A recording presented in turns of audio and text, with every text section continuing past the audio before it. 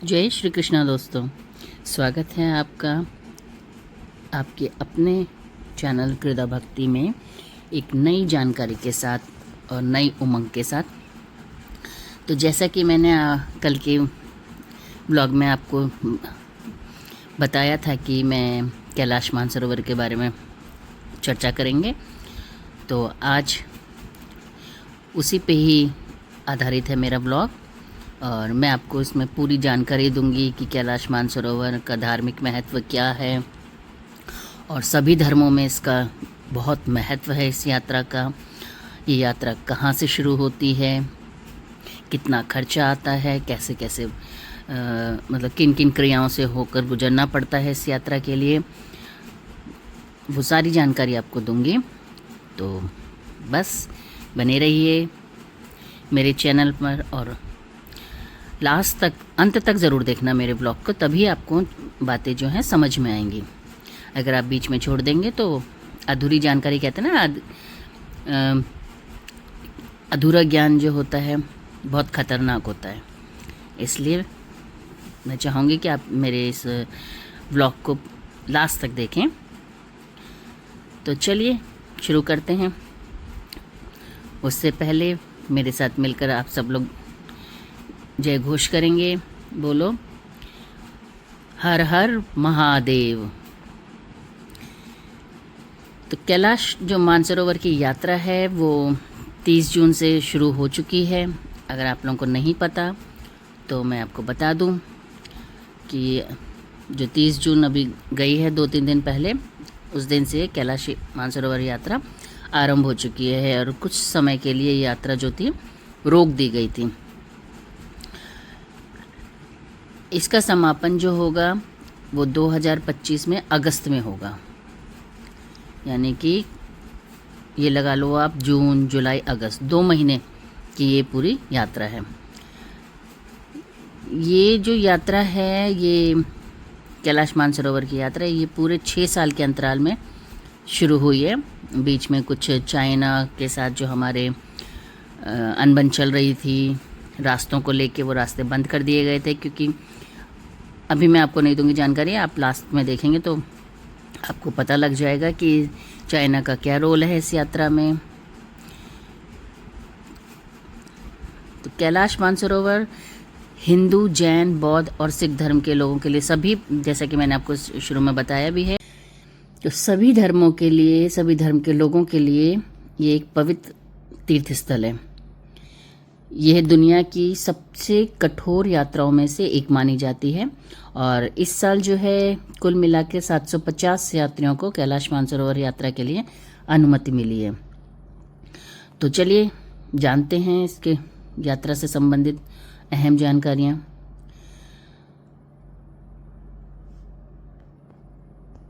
सनातन परंपरा में कैलाश पर्वत और मानसरोवर झील, ये दोनों ही सबसे बड़े और सबसे कठिन तीर्थ स्थान माने गए हैं।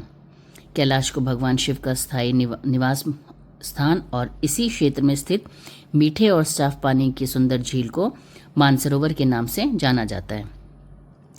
अलग अलग पुराणों में कैलाश मानसरोवर से जुड़ी कई कथाएं दर्ज हैं जो इसके महत्व को और अधिक बढ़ाती हैं। बल्कि सिर्फ हिंदू ही नहीं, जैन, बौद्ध और सिख भी इस क्षेत्र को तीर्थ के रूप में ही जानते मानते हैं। और यही नहीं, भारत के पड़ोसी देश चीन में भी एक ऐसा खास धार्मिक समुदाय है जिसके लोग कैलाश मानसरोवर में बहुत आस्था रखते हैं। मानसरोवर झील के विषय में मान्यता है कि यह माता पार्वती यहाँ पर स्नान करती थीं और यह झील ब्रह्मा के आनंदित हृदय से उत्पन्न हुई है। मन से उत्पन्न होने के कारण ही इसे मानसरोवर कहा गया है, इसका मानसरोवर नाम रखा गया है। वैष्णव संप्रदाय में तो एक प्रचलित कथा है कि भगवान विष्णु के भक्ति में बहे आंसू को ब्रह्मदेव ने अपने कमंडल में जगह दी और फिर समय आने पर उससे कैलाश के मन को सुख पहुंचाने वाली मानसरोवर झील का निर्माण किया। स्कंद पुराण के काशी खंड में एक स्थान पर शिव बताते हैं कि मानसरोवर ने काशी में कठिन तप किया, इसी तप के वरदान में उसे तीर्थ बनने का सौभाग्य मिला। उनके ही वर्णन के अनुसार इस झील में स्नान करने से व्यक्ति भवसागर से पार हो जाता है और सीधा रुद्रलोक को जाता है। तो मतलब कई अलग अलग तरीके की कहानियाँ प्रचलित हैं इस मानसरोवर झील को लेकर के। भवसागर क्या है, अब आप लोगों को जिज्ञासा होगी कि ये भवसागर क्या है। तो भवसागर का जिक्र जो है हर पुराण में लगभग एक जैसे ही अर्थ के लिए हुआ है। इसे कहीं जन्म मरण का चक्र कहते हैं, कोई उसे सांसारिक सुखों का जाल कहता है, जो वास्तव में दुखदायी होते हैं, लेकिन हम आप समझ नहीं सकते। मानसरोवर तीर्थ का जल इसी चक्र, झंझावात, माया आदि से छुटकारा दिलाकर अध्यात्म की ऐसी राह पर ले जाता है जिसे मोक्ष कहते हैं। मोक्ष यानी मुक्ति का मार्ग। तो ये जो मानसरोवर है, इसमें स्नान करने से कहते हैं आप भवसागर से पार हो जाते हैं, यानी कि जन्म मृत्यु से आप परे हो जाते हैं, इस प्रक्रिया से आप परे हो जाते हैं। कैलाश का जिक्र रामकथा में भी मिलता है। रामायण में रावण के प्रताप का वर्णन करने के लिए कहा जाता है कि वह हर दिन लंका से कैलाश तक महादेव शिव के दर्शन करने आता था। एक दिन वह शिव जी को ही कैलाश से उठाकर ले जाने की कुचेष्टा के साथ आया। और रावण को अपनी वरदान भी मिला था शिव जी से। वो अपनी भक्ति से और अपने बल से में इतना मदमस्त हो गया था कि उसने कैलाश से शिव जी को उठा के ले जाने की तक का विचार कर लिया था। रावण ने कैलाश को अपने हाथ पर रखकर ले जाने की कोशिश की, लेकिन महादेव शिव ने सिर्फ पैर के अंगूठे से दबाव डालकर कैलाश को दबा दिया, जिससे रावण के हाथ भी दब गए और वह चीख पड़ा। अब उसने भयंकर पीड़ा की इसी अवस्था में शिव तांडव स्तोत्र रचा और तुरंत ही शिव को सुनाया। शिव ने उस स्तोत्र को मान्यता प्रदान की और साथ ही इसे भक्ति भाव से की जाने वाली अपनी पूजा में शामिल किया। तो जो शिव तांडव स्तोत्र है वो असल में रावण की रचना है, उसकी रचना रावण ने की थी, और लेकिन उसको महत्व जो था वो शिव ने दिया, उसकी भक्ति से प्रसन्न होकर। कहते हैं कि कुबेर का महल पहले लंका का ही स्वर्ण महल था, लेकिन रावण ने उस महल पर कब्जा कर कुबेर को वहां से निकाल दिया। तब कुबेर शिवजी की शरण में कैलाश ही लौट आया। फिर उसने यहीं अपनी नई नगरी भी बनाई, इसलिए कैलाश को कुबेर का तीर्थस्थल भी कहते हैं। कैलाश का जो दूसरा नाम है वो कुबेर तीर्थस्थल के नाम से भी जाना जाता है। कहते हैं कि कुबेर की अमरावती कैलाश में ही है। सनातन ने कैलाश को ब्रह्मांड का अक्ष माना जाता है और इसके चारों दिशाओं को रत्नों से जोड़ा जाता है। दक्षिण में नीलमणि, पूर्व में स्फटिक, पश्चिम में माणिक और उत्तर में स्वर्ण। तो इस प्रकार जो कैलाश है वो ब्रह्मांड का अक्ष है। इसकी चारों दिशाओं में रत्न हैं, रत्न रूपी आप पर्वत कह लीजिए। इसी प्रकार शाक्त परंपरा में भी जो कैलाश मानसरोवर है वो बहुत महत्व रखता है। मानसरोवर झील को देवताओं का स्नान स्थल माना जाता है और इसमें स्नान करने से पापों का शुद्धिकरण होता है। पौराणिक कथा के अनुसार गंगा भगवान विष्णु के चरणों से निकलकर कैलाश पर पहुंचती है और शिव की जटाओं में समाहित हो जाती है। महाभारत में भी कैलाश और मानसरोवर का उल्लेख है। यह भी दर्ज है कि पांडवों ने भी मानसरोवर की यात्रा की थी। शाक्त परंपरा में इसे 51 शक्तिपीठों में से एक माना जाता है, जहां देवी सती का दाहिना हाथ गिरा था। यानी कि ये वही पर्वत है, कैलाश मानसरोवर पर्वत वही पर्वत है जहां पर देवी जो सती हैं, जब वो सती हो गई थीं और शिवजी उन्हें पागलों की तरह अपने पीठ पर लाद करके इधर उधर घूम रहे थे, तब कहते हैं कि इसी मानसरोवर पर कैलाश पर्वत पर माता सती का दाहिना हाथ गिरा था और ये इसीलिए ये 51 शक्तिपीठों में से एक शक्तिपीठ है। यही नहीं, इसके अलावा कैलाश में ही कल्पवृक्ष की मौजूदगी की भी मान्यता है।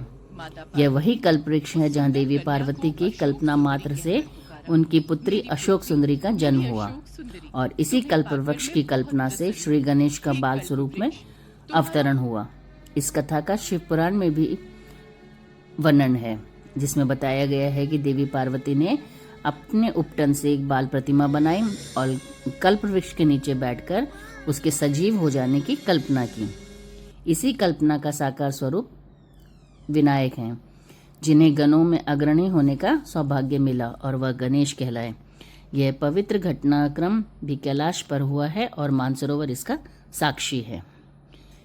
इसी प्रकार हरिवंश पुराण में भी कैलाश मानसरोवर तीर्थ का वर्णन है।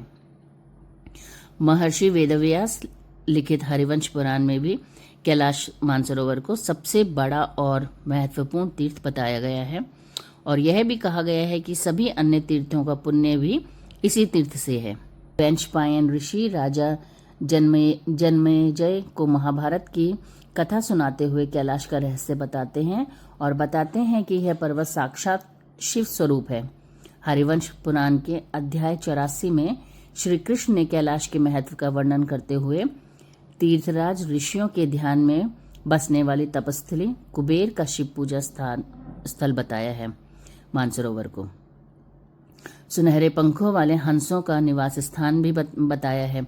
साथ ही जो गंगा जमुना कर्णाली नदियों को जलराशि देने वाला है, जिनके ही जल से अन्य तीर्थ भी पवित्र हैं। कैलाश पर ही महाविष्णु को शिवजी की आत्मशक्ति वाला सुदर्शन चक्र मिला था और जो स्थान प्रकृति के हर परिवर्तन का केंद्र बिंदु है, यानी कि प्रकृति में जो भी चेंजेस होते हैं वो इसी कैलाश पर्वत से उनकी शुरुआत होती, आरंभ होता है। बौद्ध धर्म में भी कैलाश मानसरोवर को बहुत पवित्र माना गया है। कैलाश पर्वत खुद ही ज्योति स्वरूप है और यह सिर्फ इसका स्मरण ही शिवजी का स्मरण करा सकता है। मन को एकाग्र करने का साधन भी कैलाश है। एकाग्रता और मुक्ति के इन्हीं शब्दों के जरिए कैलाश का जुड़ाव बौद्ध धर्म से भी हो जाता है। बौद्ध धर्म में बुद्ध का एक स्वरूप है अवलोकितेश्वर। यह बोधिसत्व है जिन्हें ज्ञान का सत्य स्वरूप माना जाता है। कैलाश पर्वत को तिब्बती बौद्ध धर्म में एक पवित्र स्थान माना जाता है, जो अवलोकितेश्वर का निवास माना जाता है। अवलोकितेश्वर का अर्थ है जो हर ओर दिखाई देने वाला ईश्वर। इसे दूसरे अर्थों में ऐसा भी कहा जाता है कि हर किसी को देखने वाला ईश्वर। यह बुद्ध का सबसे शांत, अविचल, करुणा से भरा हुआ और ज्ञान से पूर्ण रूप है। मानसरोवर झील का जल अवलोकितेश्वर की करुणा का ही तरल स्वरूप माना जाता है। ओम मणि पद्मे हुम तिब्बती बौद्ध धर्म का सबसे अहम मंत्र है। आप मंत्र एक बार और सुनिए। ओम मणि पद्मे हुम, जिसका अर्थ है हृदय कमल में चमकता रत्न ही शाश्वत है। यह पूरा अर्थ ही कैलाश की ओर इशारा करता है। दलाई लामा को अवलोकितेश्वर से ही जुड़ा हुआ बताया जाता है। इसी प्रकार कैलाश का तिब्बती नाम गंगा रिनपोचे है। इसका अर्थ है उत्कृष्ट रत्न। यह पर्वत बोनपो द्वारा बौद्ध धर्म के पहले स्थापित तिब्बती धर्म बोनपो के अनुयायियों का भी पवित्र तीर्थ रहा है। बोनपो के अनुयायी जांगजुंग मेरी नाम के देवता की उपासना करते रहते हैं। बौद्ध धर्म के अनुयायियों का मानना है कि बुद्ध ने इस पर्वत की कई यात्राएं की और यहाँ तप किया। बौद्ध ऋषि पद्मासंभव 7वीं व 8वीं शताब्दी में तिब्बत में बौद्ध धर्म का वज्रयानी तांत्रिक संप्रदाय लेकर आए। मान्यता है कि उन्होंने बोनपो संप्रदाय को अपने मायावी द्वंद्व युद्ध से हरा दिया और मुट्ठी भर बर्फ से बानरे नाम के एक स्थानीय पर्वत का नामकरण भी कर दिया था। बौद्ध धर्म में कैलाश को सिपाईमेन का निवास स्थान, सिपाईमेन यानी कि आकाश की देवी का निवास स्थान माना गया है। इसी प्रकार जैन धर्म में भी कैलाश का बहुत महत्व है। जैन परंपरा में भी कैलाश महत्वपूर्ण स्थान रखता है। जैन धर्म के मानने वाले कैलाश पर्वत को मेरु पर्वत बताते हैं। मेरु का एक अर्थ है रीढ़ और रीढ़ को संस्कृत में ऋजु कहते हैं। रेखा गणित में ऋजु का अर्थ सरल और उच्च प्रतिमान के लिए प्रयोग किया जाता है। सीधी रेखा को ऋजु रेखा कहते हैं। इस तरह कैलाश ऋजु पर्वत बन जाता है, जो धरती का केंद्र बिंदु भी है। जैन मान्यता है कि उनके पहले तीर्थंकर जो थे ऋषभदेव, ऋषभदेव जी ने इस स्थान की यात्रा की और यहीं अष्टपद नामक पर्वत का पर निर्वाण प्राप्त किया। तो जैन परंपरा में भी कैलाश पर्वत का बहुत महत्व है। कैलाश मानसरोवर की यात्रा उनके लिए भी बहुत बड़े तीर्थ स्थल की यात्रा मानी जाती है। इसी प्रकार सिख समुदाय के लिए भी ये धार्मिक महत्व का स्थल है। सिख परंपरा में जो कैलाश को है बहुत महत्वपूर्ण दर्जा मिला हुआ है। प्रथम गुरु गुरु नानक देव के पदों में कैलाश पर्वत का जिक्र कई बार मिलता है, जिसमें उनकी यात्रा का भी वर्णन है। सिख धर्म में कैलाश मानसरोवर को बहुत पवित्र माना जाता है और गुरु नानक देव की यात्राओं से इसे जोड़ा जाता है। गुरु नानक देव की यात्राएं, जिन्हें उदासी कहा जाता है, दुनिया भर में शांति, प्रेम और समानता के संदेश का प्रसार करने के लिए थीं। उन्होंने एक ओंकार यानी कि एक ईश्वर का संदेश दिया था और उनका ये संदेश अविचल था। तो ये तो थी अलग अलग धर्मों में कैलाश मानसरोवर की महत्वता, उसका महत्व। अब बात कर लेते हैं कि कैलाश जो मानसरोवर है उसका महत्व इसलिए अधिक हो जाता है क्योंकि यह प्रकृति में मौजूद एक ऐसा स्थान है जो सीधे देवत्व से जोड़ता है। रहस्यों से भरा हुआ, प्राकृतिक सरलता और कठिनता दोनों के तमाम उदाहरणों से भरपूर, पारलौकिक शक्तियों और इंसानी क्षमताओं को मापने का सबसे ऊंचा प्रतिमान और प्रकृति में ईश्वर तत्व की मौजूदगी का स्पष्ट प्रमाण देने वाला कैलाश सिर्फ एक बर्फीला भौगोलिक क्षेत्र ही नहीं है, यह आस्था, विश्वास और परंपरा की सबसे ऊंची कसौटी भी है, जिसकी राह पर बढ़ने वाला हर कदम मनुष्य को मनुष्यता के एक एक कदम नजदीक ले जाता है। तो ये तो था कैलाश मानसरोवर का महत्व, धार्मिक और पौराणिक महत्व। अब चलो आपको बताते हैं कि कैलाश मानसरोवर तक कैसे पहुंचा जाए, उसकी यात्रा के लिए कौन सा मार्ग है, यात्रा करने से पहले किन किन कठिनाइयों का या किन किन क्रियाओं से होकर गुजरना पड़ता है। तो मैं आपको बता दूं, कैलाश मानसरोवर यात्रा के लिए रास्ते भारत के उत्तराखंड और सिक्किम से हैं। पहला मार्ग उत्तराखंड में लिपुलेख और दूसरा सिक्किम के नाथुला के पास से होकर गुजरता है। सिक्किम से जाने वाले यात्री कैलाश मानसरोवर भवन से बस के जरिए दिल्ली एयरपोर्ट जाते हैं। वहां से वे गंगटोक पहुंचते हैं, फिर आगे की यात्रा शुरू होती है। लिपुलेख के जरिए आने वाले यात्री बस के जरिए उत्तराखंड आते हैं, फिर आगे की यात्रा शुरू करते हैं। ये मैं आपको बता रही हूँ भारत के निवासी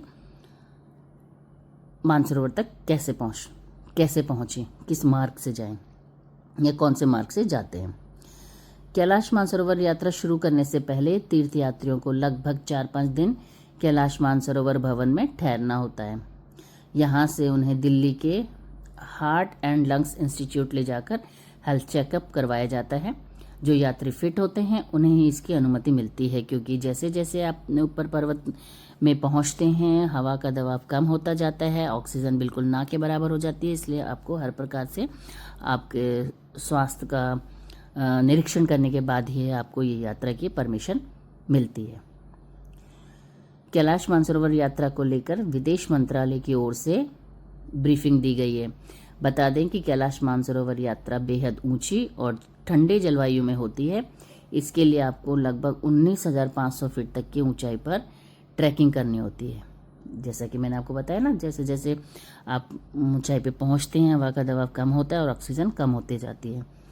तो जिनको अस्थमा हो, सांस की प्रॉब्लम हो, हार्ट प्रॉब्लम हो, तो उनके लिए वहाँ तक पहुँचना, इस यात्रा को करना असंभव ही नहीं, नामुमकिन है और उनको परमिशन नहीं दी जाती ऐसे लोगों को। अब बात कर लेते हैं कैलाश मानसरोवर यात्रा में खर्चा कितना आता है। तो कैलाश मानसरोवर यात्रा के लिए लगभग 2 से 3 लाख तक खर्चा आता है, जिसमें फिटनेस टेस्ट होता है, चीन का वीज़ा होता है, इमिग्रेशन फीस, घोड़े का किराया, भोजन, सामान की ढुलाई, कैलाश मानसरोवर और मंदिर के लिए एंट्री टिकट समेत तिब्बत में रहने का किराया शामिल होता है। इसके अलावा तिब्बत में खाने, कपड़े, फूड स्टोर, ग्रुप एक्टिविटी और अन्य खर्चे जो होते हैं वो इसमें ऐड नहीं होते, वो अलग से होते हैं। रजिस्ट्रेशन कैसा होता है? तो कैलाश मानसरोवर यात्रा के लिए विदेश मंत्रालय की वेबसाइट पर ऑनलाइन रजिस्ट्रेशन कराना होता है। इसके लिए एक पासपोर्ट साइज फ़ोटो, पासपोर्ट का पहला और आखिरी पेज का फ़ोटो, फ़ोन नंबर और ईमेल की ज़रूरत होती है। अब सवाल उठता है कि कैलाश मानसरोवर यात्रा कितने दिन की यात्रा होती है? तो मैं आपको बता दूं, कैलाश मानसरोवर यात्रा को पूरा करने में लगभग 22 दिन लगते हैं, जिसमें 14 दिन भारत और 8 दिन तिब्बत में बिताए जाते हैं। इस यात्रा की सुरक्षा की जिम्मेदारी भारत तिब्बत सीमा पुलिस की होती है। कैसे पूरी होती है यात्रा? तो कैलाश मानसरोवर यात्रा 4600 मीटर ऊंची तारबोचे घाटी से शुरू होती है। इस दौरान कैलाश पर्वत की परिक्रमा करनी होती है, जिसमें 52 से 55 किलोमीटर पैदल चलना होता है। 3 दिन में ये यात्रा पूरी होती है।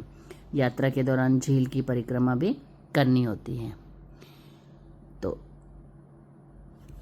इस प्रकार मैंने आपको पूरी जानकारी दे दी है कि कितना खर्चा आएगा। 2 से 3 लाख रुपए प्रति व्यक्ति खर्चा आता है। रजिस्ट्रेशन मेरे ख्याल से, जहाँ तक मुझे जानकारी है, 1 साल पहले इसका रजिस्ट्रेशन शुरू हो जाता है। और अब आपके मन में विचार आ रहा होगा कि 5-6 साल क्यों लग गए इस यात्रा को दोबारा शुरू करने के लिए। तो चीन के साथ जो हमारे कुछ अनबन थी, उसको लेकर के यात्रा बंद कर दी गई थी। और अब जो है सरकार ने नया मार्ग निकाला है पिथौरागढ़ से, उत्तराखंड से, तो इसलिए यात्रा को इतना समय लग गया, क्योंकि मार्ग का निर्माण हो रहा था। तो आशा करती हूँ कि आपको जानकारी मिल गई होगी कैलाश मानसरोवर की यात्रा की, और अच्छी भी लगी होगी आपको, आपके लिए लाभकारी भी होगी ये जानकारी। तो बस फिर आज का व्लॉग मैं यहीं पे समापन करती हूँ। और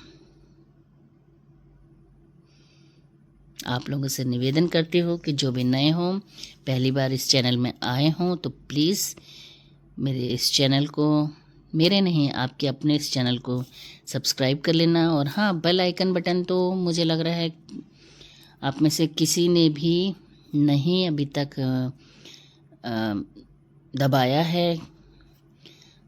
तो मैं चाहती हूँ कि बेल आइकन बटन ज़रूर प्रेस कर लें, ताकि आपको जो भी है नोटिफिकेशन आपको टाइम से मिलती रहे। और